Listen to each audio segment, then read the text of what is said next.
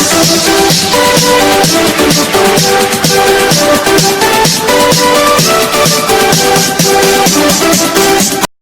Student, good morning. एक बार फिर से हमारे YouTube channel SB success point पर आपका स्वागत है। देखिए स्टूडेंट, पिछली क्लास में हम लोग चर्चा कर रहे थे न्यूमेरिकल प्रॉब्लम के बारे में। ठीक है, न्यूमेरिकल प्रॉब्लम में अपन ने छोटे क्वेश्चन जो आपको ऑप्शन के रूप में दे रखे थे उनका सॉल्यूशन हम लोगों ने कर लिया था। ठीक है, तो छोटे क्वेश्चन अपने कंपटीशन के बेस पे भी अच्छे थे, नेवी एयरफोर्स वगैरह उन स्टूडेंट्स के लिए भी काम के हैं, तो वो भी ध्यान रखेंगे क्वेश्चन का। और आज हम उन्हीं से आगे जो छोटे क्वेश्चन हैं उनकी भी चर्चा करेंगे, और जो न्यूमेरिकल प्रॉब्लम है, कहने का मतलब ये कि न्यूमेरिकल प्रॉब्लम जितनी भी है अपने पास उन सब की प्रॉब्लम करेंगे। ठीक है, उन सब प्रॉब्लम का सॉल्यूशन अपन इस वीडियो में करने वाले हैं। तो आइए अपन क्वेश्चन पे चर्चा करें। देखो, इसके बाद वाले क्वेश्चन में अपने पास सबसे पहला क्वेश्चन है कि दिए गए वीआई ग्राफ में प्रतिरोधक के प्रतिरोध का मान ज्ञात कीजिए। ये दे रखा आपको, और ग्राफ आपको दिया है, यानी प्रतिरोधक के प्रतिरोध का मान आपको ज्ञात करना है। ग्राफ में आपको बता दिया, इधर V है, इधर क्या अपने पास है I है। I का मान दे रखा आपको 0.1, 0.2, 0.3 ये दे रखें, और V का मान दिया आपको 2, 4 और 6। अब देखो, अपने पास समस्या ये है, बस केवल अपने को किसका मान निकालना है, R का मान। R का मान कैलकुलेट करने के लिए अपन क्या करें, अपने को पता है सीधा सीधा फॉर्मूला अपन जानते हैं, क्या होता है V इक्वल्स IR, और इसी के बेस पे अपन R का मान कैलकुलेट कर सकते हैं। R कितना हो जाएगा, V अपॉन I। अब देखो, अपने पास V के 3 मान दे रखे हैं, I के भी 3 मान दे रखे हैं, तो चाहे आप किसी भी मान से सोल्व कर लो, अपने पास R का मान आएगा, क्योंकि ग्राफ दे रखा है। ग्राफ से अपन यदि इन दोनों मान से भी सोल्व करेंगे तो भी R का मान आ जाएगा, इन दोनों से करेंगे तो भी R का मान कैलकुलेट कर सकते हैं। तो देखिए कितना हो जाएगा, R इक्वल्स V का कितना है 2, और I कितना है 0.1, तो कितना हो जाएगा, डिवाइड करेंगे 20 आ जाएगा। ठीक है, दूसरे से सोल्व करके देखना चाहो तो दूसरे से करो, दूसरे से कितना बन जाएगा, देखो R इक्वल से V4 और I कितना है 0.2, इसे सोल्व करोगे तो भी कितना आएगा, 20 ओम ही आएगा। तीसरे से देखना चाहो तो R इक्वल से 6 बाई कितना है 0.3, तो कितना हो जाएगा, यही 20 ओम इसके लिए आएगा। ठीक है ना, तो साधारण सा क्वेश्चन है, किसी भी से आप सॉल्यूशन इसका कर सकते हो। ठीक है, ये तो हो गई अपनी एक प्रॉब्लम। दूसरी प्रॉब्लम की बात करें,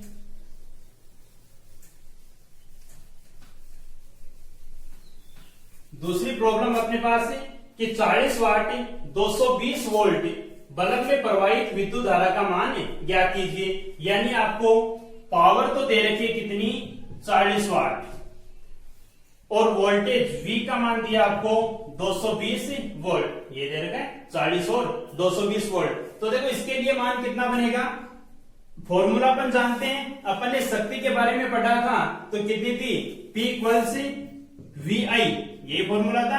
अपने को मान किसका पूछा है, धारा का मान ही तो पूछा है कि विद्युत धारा का मान लिखिए, तो विद्युत धारा का कितना हो जाएगा, I equals P by V, ये बनेगा। P का मान आपको दे रखा है, कितना हो जाएगा 40 डिवाइड बाई 220, ये बनेगा, कितना हो जाएगा, सोल्व कीजिए तो 0.18, ये आंसर आ जाएगा 0.18 एम्पियर। आगे तक सोल्व करना तो सोल्व कर लो, अन्यथा दशमलव के आगे 2 अंक तक अपना सॉल्यूशन इनफ है। ठीक है, छोटी सी प्रॉब्लम है। बोर्ड की एग्जाम की दृष्टि से ऐसी प्रॉब्लम बहुत इंपॉर्टेंट होती है, क्योंकि एग्जाम में आपको इतनी छोटी प्रॉब्लम पूछते हैं जिसका सॉल्यूशन आसानी से किया जा सके। ठीक है, ज्यादा लेंथी प्रॉब्लम्स है अपने पास, वो बोर्ड के एग्जाम में तो संभावना उनकी कम रहती है, और बोर्ड के एग्जाम में क्यों, कंपटीशन एग्जाम में भी उनकी संभावना कम होती है, क्योंकि समय जिन प्रॉब्लम में ज्यादा लगता है वो प्रॉब्लम कम पूछते हैं। केवल प्रॉब्लम वही पूछी जाती हैं जो किसी कॉन्सेप्ट पे बेस होती है, जिनमें कोई अच्छा कॉन्सेप्ट लगता हो। जैसे मान लो इसी पिछले वीडियो में हमने चर्चा की थी, जो प्रतिरोधकता वाला क्वेश्चन था उसमें कॉन्सेप्ट लग रहा था, एक प्रॉब्लम और भी आज के लिए भी ऐसी जो प्रतिरोधकता से संबंधित है, तो उसमें भी कॉन्सेप्ट काम करेगा। तो ऐसे क्वेश्चन ही एग्जाम में अपने को पूछे जाते हैं। ठीक है,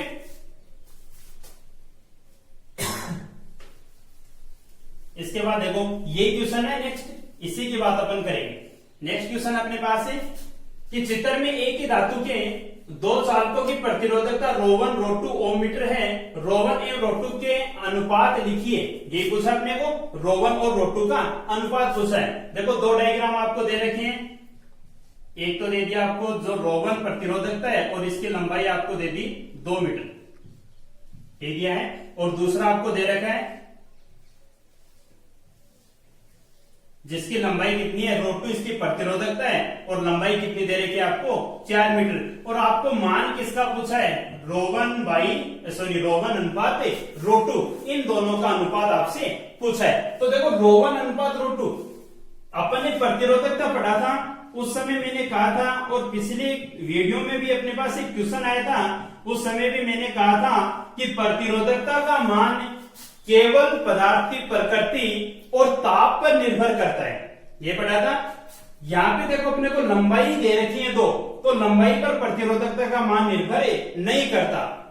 अब आपके दिमाग में फिर से क्वेश्चन उठ रहा होगा कि सर प्रतिरोधकता का मान है वो लंबाई पे निर्भर क्यों नहीं करता?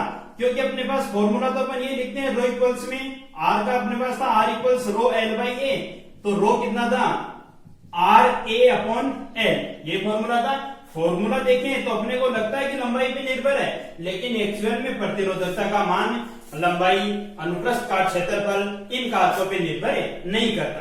ठीक है, तो ध्यान रखना, ऐसे क्वेश्चन देखो कंपटीशन लाइक बन जाते हैं क्योंकि सीधा सीधा कॉन्सेप्ट इसमें लग रहा है। अब अपन करना चाहे तो फॉर्मूले के बेस पे लिखने बैठ जाएंगे, तब तो अनुपात और ही कुछ आएगा इसका, है कि नहीं? लेकिन कॉन्सेप्ट सीधा सीधा यही है कि लंबाई पे निर्भर नहीं करता, तो ρ1 अनुपात ρ2 कितना बन जाएगा 1 अनुपात 1 ही बनेगा।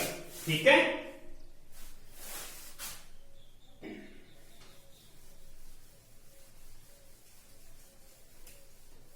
नेक्स्ट क्वेश्चन अपने पास है, चित्र में दो सर्वसम सेल जिनके विद्युत वाहक बल समान हैं तथा आंतरिक प्रतिरोध नगण्य हैं, समांतर क्रम में जुड़े हैं, प्रतिरोध R में प्रवाहित धारा का मान क्या होगा? ठीक है, आपको दो सेल दिए हैं और दोनों सेल कौन से क्रम में हैं? समांतर क्रम में, और इसके साथ आपको दिया है ये प्रतिरोध आपको दे रखा है। ठीक है, I करंट इसमें प्रवाहित होगा,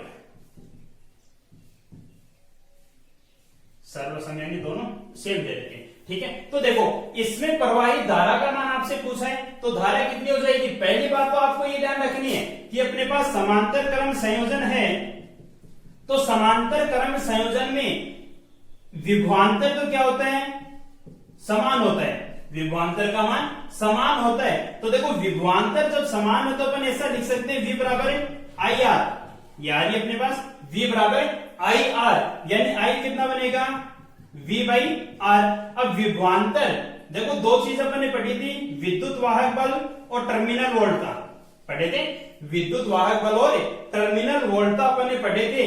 तो विद्युत वाहक बल और टर्मिनल वोल्टता देखो विभवांतर सेम है, तो जितने बैटरी के वोल्टता होगी वही बराबर होंगी दोनों, है कि नहीं? तो ऐसा कह सकते हैं V की जगह केवल E, V इक्वल्स किसके है? E के, तो ऐसा कह सकते हैं I इक्वल्स कितना हो जाएगा E बाई आर, यानी ये हो जाएगी इस परिपथ में प्रवाहित धारा हो जाएगी I इक्वल्स में E बाई आर। ठीक है, इसके बाद देखिए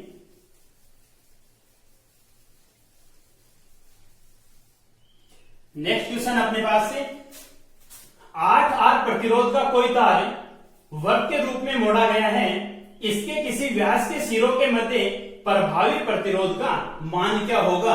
यानी टोटल प्रतिरोध तो दिया आपको कितना 8R। ठीक है, इसको एक वर्ग के रूप में, यानी इस तार को किस में मोड़ा गया है? एक वर्ग के रूप में मोड़ दिया। आपसे क्वेश्चन क्या पूछा है कि इसके व्यास के सिरों के मध्य प्रभावी प्रतिरोध का मान क्या होगा? तो व्यास, ये व्यास हो गया इसके लिए, इसके सिरों के मध्य प्रभावी प्रतिरोध आपको बताना है। जैसे मान लेते हैं दो नाम दे दिए अपन ने A और B। अब देखो व्यास आ गया, इसका मतलब वर्ग को दो पार्टों में डिवाइड कर रहा है कि नहीं? अब जब वर्ग को दो पार्टों में डिवाइड कर रहा है तो अपने पास प्रतिरोध है, वो भी तार दो पार्ट में बट गए, तो प्रतिरोध भी कितने पार्टों में डिवाइड होगा, दो पार्टों में। प्रत्येक पार्ट के लिए यानी 8R टोटल था, तो दो पार्ट में डिवाइड करेंगे तो कितना हो जाएगा 4R, यानी एक का प्रतिरोध कितना हो गया 4R। ठीक है, यानी कहने का मतलब ये हो गया कि दो प्रतिरोध बन गए अपने पास। अब देखो 4R दो प्रतिरोध है, एक बी के मध्य तुल्य प्रतिरोध आपको ज्ञात करना है, तो दोनों देखो कौन से क्रम में जुड़े हैं, समांतर क्रम में। और समांतर क्रम संयोजन के लिए आप जानते हो कि तुल्य प्रतिरोध 1/R इक्विवेलेंट कितना होता है 1/R1 प्लस 1/R2। यदि सीधा सीधा आपके दो प्रतिरोध के लिए मैंने एक फॉर्मूला बताया था, सोल्व करके भी इसे सीधा सीधा ध्यान रहता है तो अच्छी बात है, नहीं ध्यान रहे तो आप इसे सोल्व करके भी लिख सकते हो। कितना हो जाएगा 1/R इक्विवेलेंट इक्वल्स 1/R1 यानी 1/4R प्लस 1/4R, ये बनेगा। कितना हो जाएगा देखो 1/R इक्विवेलेंट इक्वल्स में एलसीएम तो कितना हो जाएगा 4R, तो ये तो हो गया 1 प्लस 1 यानी कितना हो जाएगा 2/4R।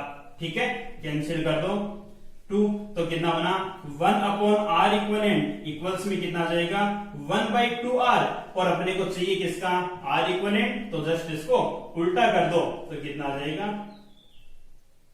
सही लिखा आपने, हाँ, तो कितना आ जाएगा 2R इसका आंसर आ जाएगा। कुछ गड़बड़ कर दी क्या?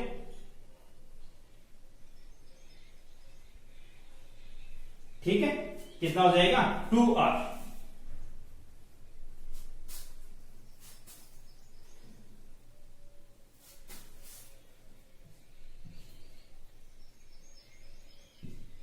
ठीक है, कितना आ जाएगा 1/2R, यानी R इक्विवेलेंट कितना बनेगा 2R ओम हो जाएगा, इसका आंसर हो जाएगा।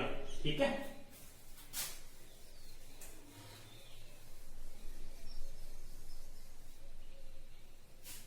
नेक्स्ट क्वेश्चन देखिए। नेक्स्ट अपने पास एक बेलनाकार धातु तांबे की छड़ की लंबाई 1 सेंटीमीटर एवं त्रिज्या 2 mm है। छड़ के सिरों पर 120 वोल्ट विभवांतर आरोपित करने पर छड़ में प्रवाहित धारा का मान ज्ञात कीजिए। ये क्वेश्चन दे रखा है और तांबे की प्रतिरोधकता आपको दे रखी है 1.7 गुना 10 की पावर -8, यानी जो वैल्यू आपको दे रखी है पहले उनको नोट कर दो। आपको पहला तो दिया लंबाई कितना है 1 सेंटीमीटर, दूसरा आपको दिया है रेडियस R कितनी है 2 mm, और तीसरा आपको दे रखा है विभवांतर V कितना है 120 वोल्ट, और प्रतिरोधकता दे दी आपको रो कितना है 1.7 गुना 10 की पावर -8, ये बनेगा। ठीक है, ओम मीटर। अब देखो मान किसका पूछा आपको, धारा का मान पूछा है, तो I कितना हो जाएगा वो अपने को कैलकुलेट करना है। देखो देखें, कोई ऐसा फॉर्मूला अपन ने पढ़ा था कि जिसमें मान सभी आते हो, पढ़ा था क्या ऐसा फॉर्मूला? नहीं पढ़ा। सीधा सीधा तो धारा से संबंधित कि ऐसा सीधा मान रखे तो कोई मान प्राप्त नहीं होता। तो अपने पास अपन जानते हैं धारा का मान कैलकुलेट करना है तो अपने पास ओम का नियम है V equals IR। I calculate करना है तो कितना हो जाएगा V/R। देखे V का मान तो है, R का मान नहीं है अभी भी अपने पास, लेकिन R के लिए अपन ने एक फॉर्मूला और पढ़ा था, R इक्वल्स रो L/A पढ़ा था। देखो देखिए इनमें रो भी है, L भी है और A त्रिज्या दे रखे तो अपन A का मान भी निकाल सकते हैं। इनको पहले लिख देते हैं, इनकी वैल्यू देखो 1 सेंटीमीटर तो कितना हो जाएगा 1 गुना 10 की पावर -2 मीटर, और 2 mm यानी 2 गुना 10 की पावर -3 मीटर, ये बनेगा। पुट कीजिए, देखो I इक्वल्स में कितना बनेगा V अपॉन में R की जगह वैल्यू पुट कीजिए रो L/A, यही है, ये मान बन जाएगा। अब देखो वैल्यू पुट कीजिए, यहाँ पे कितना आ जाएगा अपने पास I इक्वल से V तो कितना है 120, A क्या बनेगा πr², ये बनेगा πr² अपॉन में रो है अपने पास 1.7 इंटू 10⁻⁸, और L कितना है लंबाई अपने पास 1 गुना 10 की पावर -2 मीटर। ठीक है, कितना हो जाएगा देखो I, ये दोनों मान और पुट कर दो।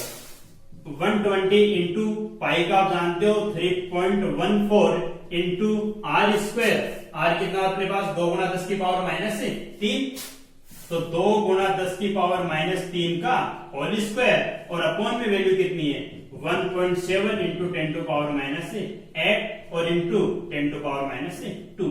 ठीक है, सोल्व करके आंसर इसका आप निकाल लोगे, क्योंकि कैलकुलेशन करने बैठेंगे तो वीडियो बहुत ही लेंथी हो जाएगा, तो इसका सॉल्यूशन आप लोग कर लेना। ठीक है,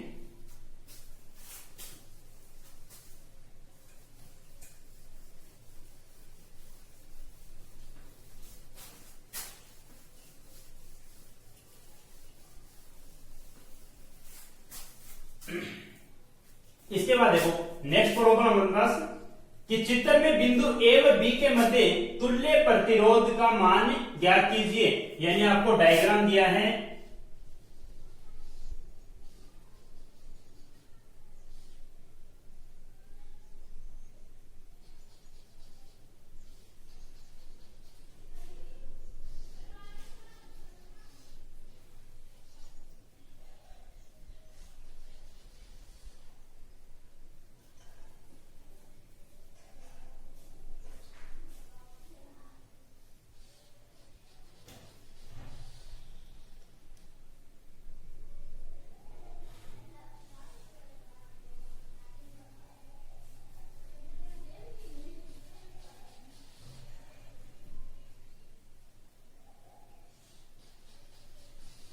ये डायग्राम अपने पास, ये 3 ओम, ये 3 ओम, ये 3 ओम, ये 3 ओम और ये है अपने पास 6 ओम, 6 ओम, 6 ओम और टर्मिनल आपको दिए ए और बी। यानी ए और बी के मध्य आपको तुल्य प्रतिरोध ज्ञात करना है। ठीक है, तो देखिए सबसे पहले अपन एक पार्ट को सोल्व करके चले, क्योंकि ऐसी श्रृंखला जब भी अपने को मिलती है तो सबसे पहले उसे एक पार्ट यानी पार्ट वाइज उसे सोल्व करके चलते रहे। देखो सबसे पहले अपन बात करें इतने पार्ट की, यहां से लेकर यहां तक नाम देते थे, जैसे मान लो ए बी सी। ठीक है, तो सबसे पहले अपन स्मॉल ए और कैपिटल ए इनके मध्य तुल्य प्रतिरोध कैलकुलेट करें, तो इनके मध्य तुल्य प्रतिरोध का मान देखो कितना हो जाएगा। सबसे पहले तो इन दोनों को देखो, दोनों कौन से क्रम में है, श्रेणी क्रम में है कि नहीं, और श्रेणी क्रम में इक्विवेलेंट कितना बन जाएगा 3 + 3 सीधे सीधे जुड़ेंगे तो 6 ओम। यानी इन दोनों की जगह प्रतिरोध का मान कितना बन गया 6 ओम बन जाएगा। अब ये दोनों कौन से क्रम में है, समांतर क्रम में, और समांतर क्रम के लिए जानते हो 1/r इक्विवेलेंट कितना बनेगा 1/r1 + 1/r2, यानी कितना हो जाएगा 1/r इक्विवेलेंट इक्वल्स 1/6 + 1/6 ये बनेगा। कितना हो जाएगा देखो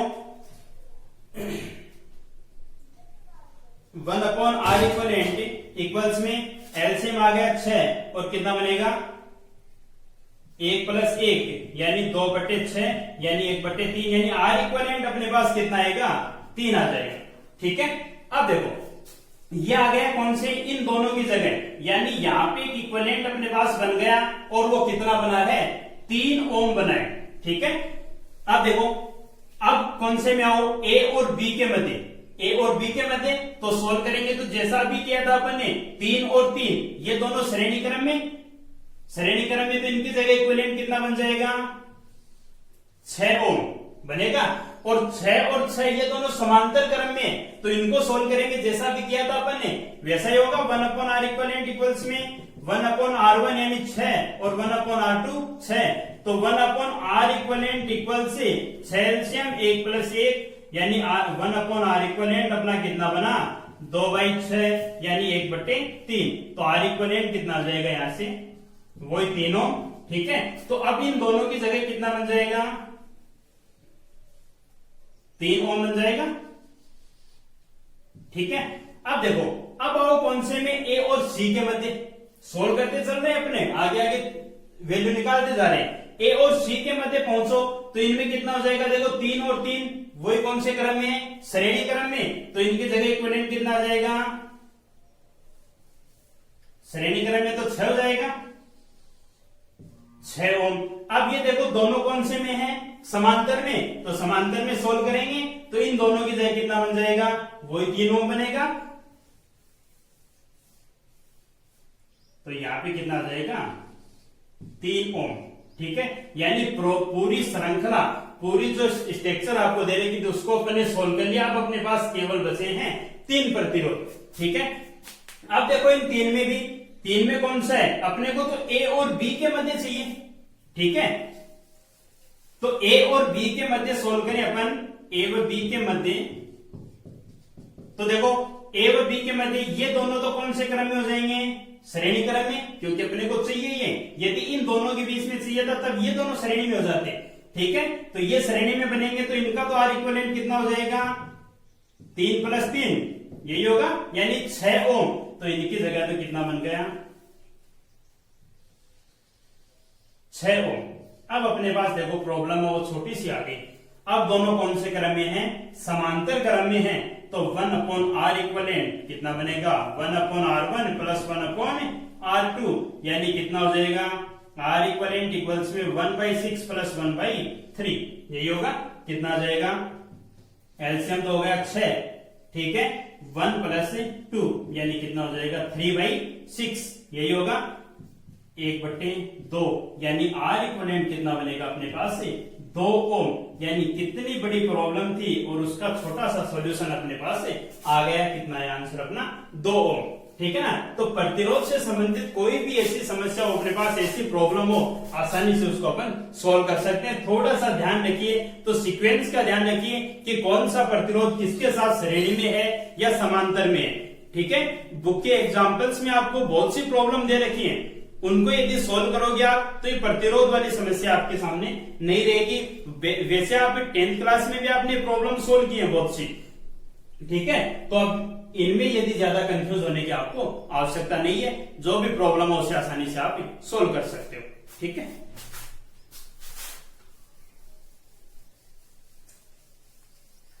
नेक्स्ट क्वेश्चन की बात करें।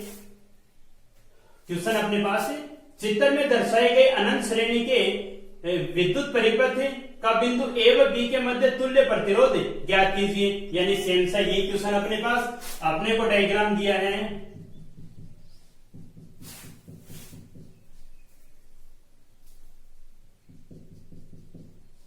अनंत तक चल रहा है। ठीक है, और इसके साथ में जुड़े हैं अपने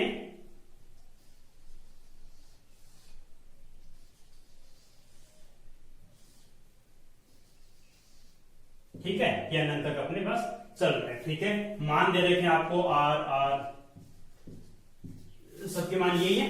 ठीक है, और ए व बी के मध्य तुल्य प्रतिरोध ज्ञात करना है। ठीक है, अब देखो सबसे पहले जब अनंत की समस्या अपने पास आ गई तो उसे सॉल्व करने के लिए अपन क्या करें, कोई भी, जैसे मान लो देखो इसको 2-3 पार्टों में अपन मान लेते हैं एक बार। जैसे मान लो इतना पार्ट अपन ने ले लिया कि इसके बाद का जितना भी मैटर है उसको एक प्रतिरोध मान ले, क्योंकि इसको सॉल्व करेंगे तो जितना आगे का है तो उसको सारे को, यानी अनंत से आ रहा अपने पास मान, तो इसको सबको एक मान सकते हैं अपन, कोई भी एक प्रतिरोध। ठीक है, तो इसको मैं ऐसा लिख दूं,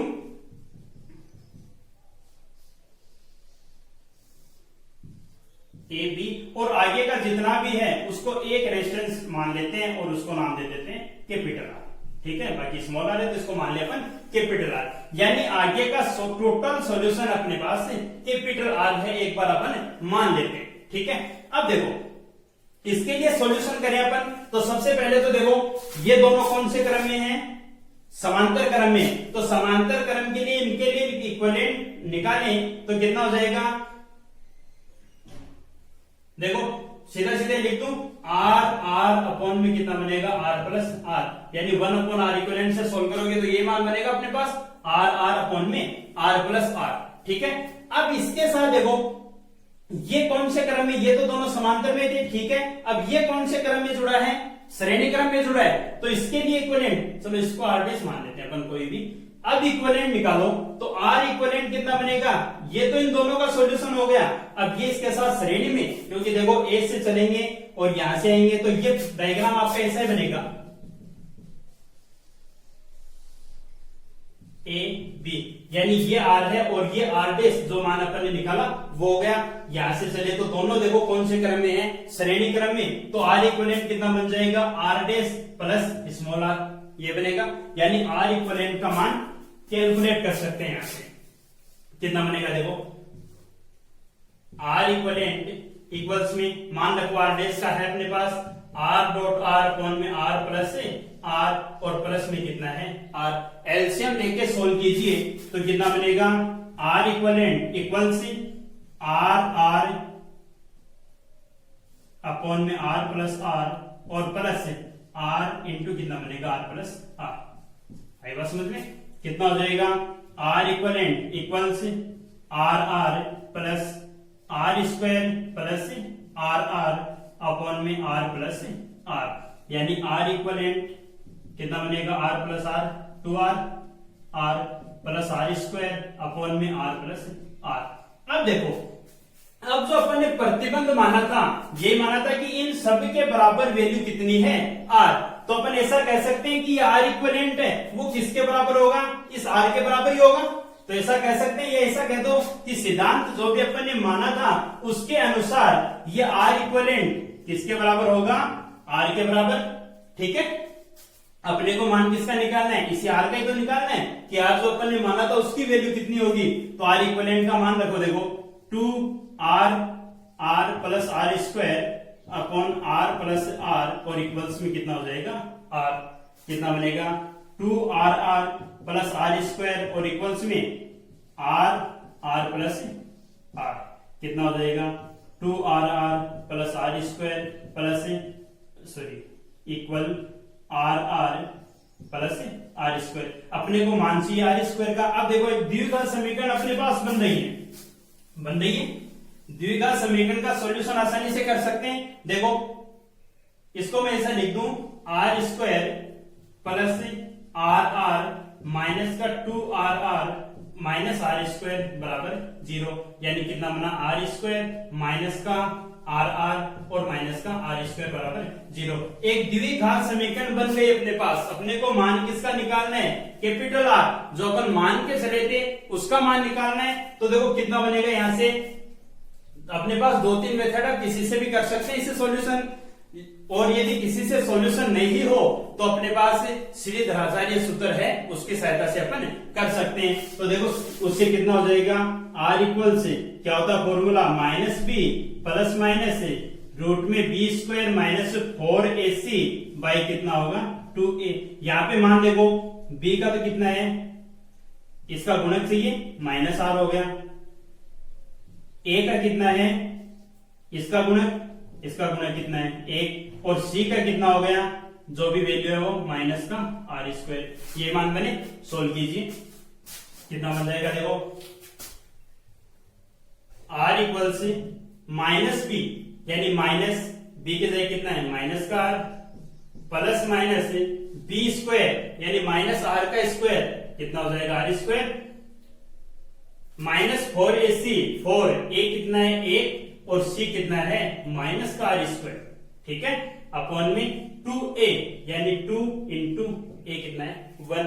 तो कितना आ जाएगा r इक्वल से माइनस माइनस तो प्लस से और प्लस माइनस से रूट में कितना हो गया, देखो are square plus 4r square, ये बनेंगे अपॉन में 2।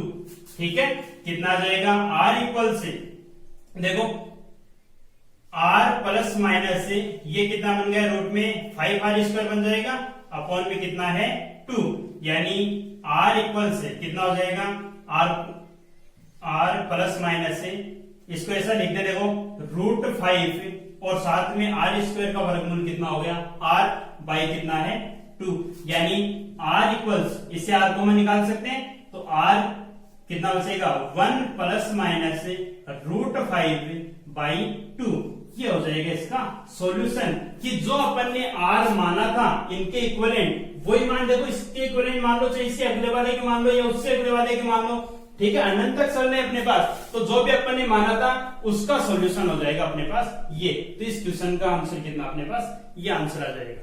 ठीक है, आज के लिए बहुत है, बाकी बात करेंगे अपन नेक्स्ट वीडियो में। धन्यवाद।